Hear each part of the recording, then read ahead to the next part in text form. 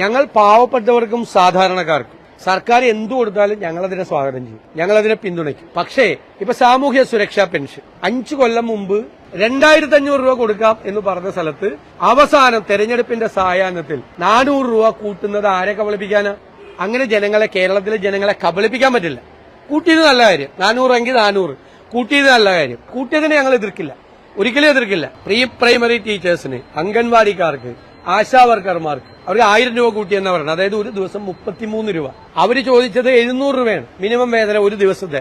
അവർക്ക് ഇപ്പൊ കിട്ടിക്കൊണ്ടിരിക്കുന്നത് 233 രൂപയാണ്. 33 രൂപയും കൂടി കൂടുതൽ കൊടുത്തിരിക്കുക. കൊടുത്തോ എന്ന് ചോദിച്ചാൽ ഞങ്ങൾ കൊടുത്തു. എന്താ കൊടുത്തതെന്ന് ചോദിച്ചാൽ കൊടുത്തത് 33 രൂപയാണ്. കേരളത്തിൽ ആദ്യമായിട്ടാണ് ക്ഷേമനിധി പെൻഷൻ 18-19 മാസമായി മുടങ്ങിക്കിടക്കുകയാണ്. അംഗൻവാടി ടീച്ചേഴ്സിന്റെ പെൻഷൻ മുടങ്ങിക്കിടക്കുകയാണ്. ആശുപത്രികളിൽ കാരുണ്യ പദ്ധതിയുടെ 1800 കോടി രൂപ ഗവൺമെന്റ് കൊടുക്കാനുണ്ട്. അവസാനം ശസ്ത്രക്രിയ ഉപകരണങ്ങൾ വരെ എടുത്തുകൊണ്ട് പോവാണ്. മരുന്ന് പോലും വിതരണം നടത്തുന്നില്ല. സപ്ലൈകോയിൽ 2215 കോടിയാണ് സർക്കാർ കൊടുക്കാനുള്ളത്. പ്രഖ്യാപിച്ചേക്കടെ എത്രയാണ് തരിക? 110 കോടി. കളിയാക്കാണ്.